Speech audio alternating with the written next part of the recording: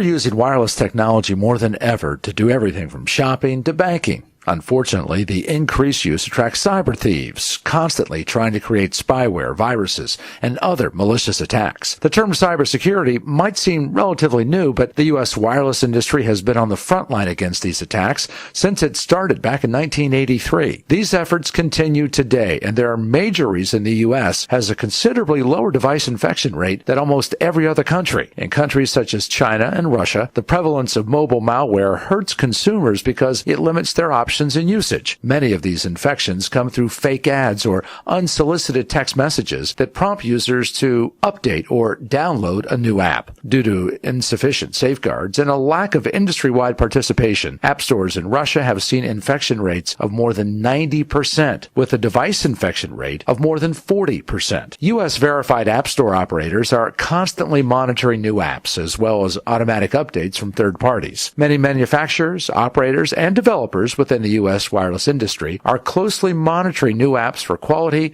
updates, and practices. Many use a number of tools that protect consumers from a bad app, such as sandboxing. This is when an unverified app is allowed limited interaction with other apps on the wireless device, so it might not surreptitiously access your data. Carriers are also constantly working to stop text message spam and malware, which cyber thieves use to carry new Trojans, viruses, and other malicious attacks. In addition, premium subscription text message campaigns in the U.S. must comply with the Mobile Marketing Association's Code of Conduct. One of its key components is requiring users to double opt-in to subscribe to a service. That means consumers must twice confirm their purchase of a service. That activity is constantly monitored for compliance. These are a few of the methods the U.S. wireless industry uses to protect its customers, but all of us using wireless are the best defense. We just need to own up to it. A recent CTIA survey of consumers found that even though 85% of consumers knew their mobile devices are very or somewhat vulnerable, and 74% said keeping their devices secure is their responsibility, many didn't take action. For example, less than half of those surveyed used PINs and passwords to protect their personal information on their mobile devices, even though they knew they should. That number only increased to almost 70% of those who had a device stolen. To help consumers proactively protect themselves and their data, CTIA and its member companies have developed 11 simple tips that use cyber safety as an acronym. Click on this link to check out the tips and get more information on cybersecurity.